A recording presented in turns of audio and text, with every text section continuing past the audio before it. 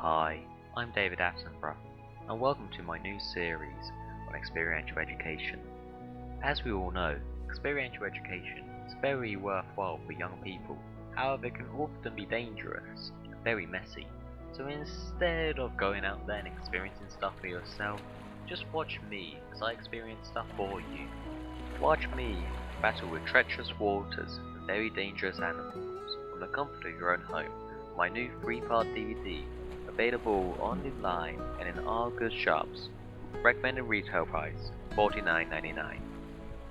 Thank you, and be safe.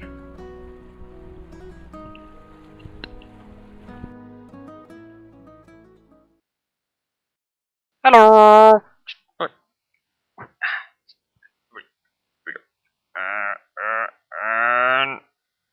Yeah, there we are. Hello again.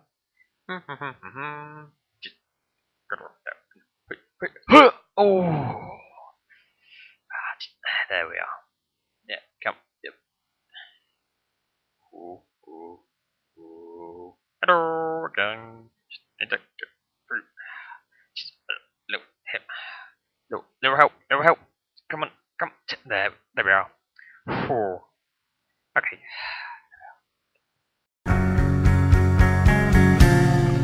If you deny this, then it's your fault. The God's in crisis. He's over. Hi, and welcome to The Culture Show. My guest tonight is an up-and-coming comedian called Mr. Woody Johnson. Mr. Woody Johnson, welcome to the show. Scientists are going mad over the effects we are having on our world, constantly warning us and telling us that we are the ones who need to change our ways. They don't call it environmental studies for nothing. But they are right. We do need to change the way we are living and how we interact with our environment. Because at the end of the day, it's our home. Where do you get the inspiration for writing your environmental material? My inspiration, I've always been interested in the environment from a very young age, and I suppose just, being out there, just enjoying the sunshine. I don't think children are out there enough these days, all stuck inside with their PC games and things like that. And, to actually go out and experience the outside world, I think is a very big inspiration from my childhood, really. And my mum would always encourage me to go out, ride a bike, and instead of, pretending to ride a bike on like a game show or something like that. As an up-and-coming comedian, do you feel that your voice represents the voice of many people today?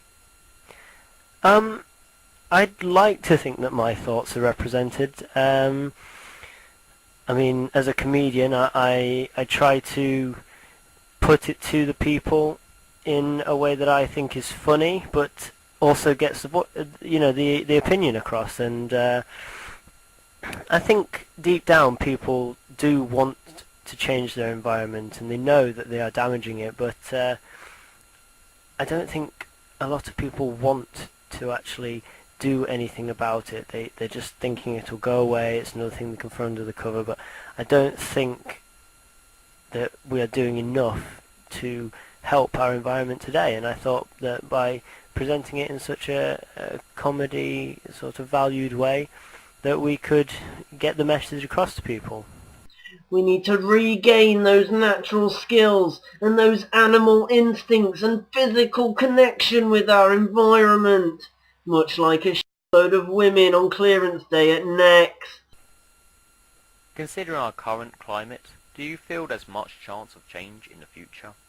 I'd like to think that there was a chance of change in the future, because right now we are heading on a very big downward spiral, and unfortunately that's our fault, and it's our children that have to deal with the problem in 50 or so years. Everything could be completely different by then. And in such a technologically advanced world that we live in today, coal and oil, constantly burning the fossil fuels, and the amount of pollution and pressure on being the most dominant country, I would like to think that there was a chance of change, but it's going to take a lot of work. What do you hope to get out of your comedy tour?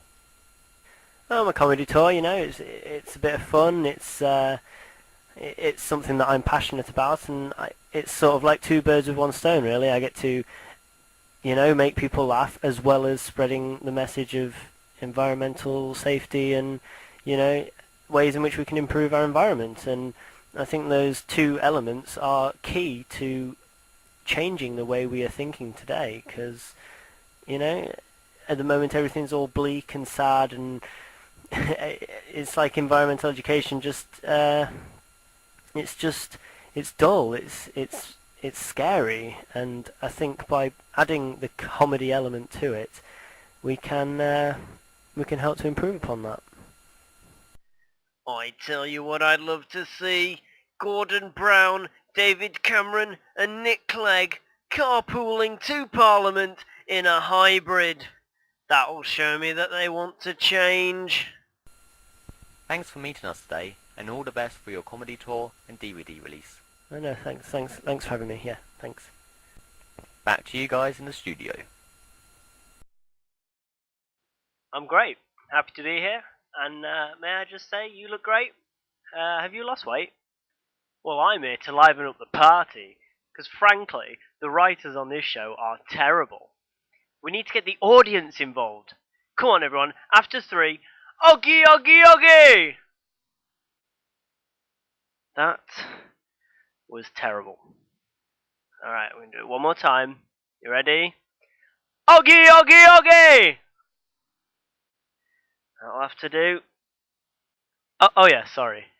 I'm here to raise awareness for my up-and-coming campaign, the Argyle Regime for Saving the Environment. Yes, we ARSE members are very worried that environmental matters don't fall through the cracks in the government. What needs to happen is for society to wipe the slate clean and start afresh. Yes, there's no quick fix. We can't just flush away our problems. We need to build on our progress, whether those old farts in Parliament like it or not. Well, I'm screwed.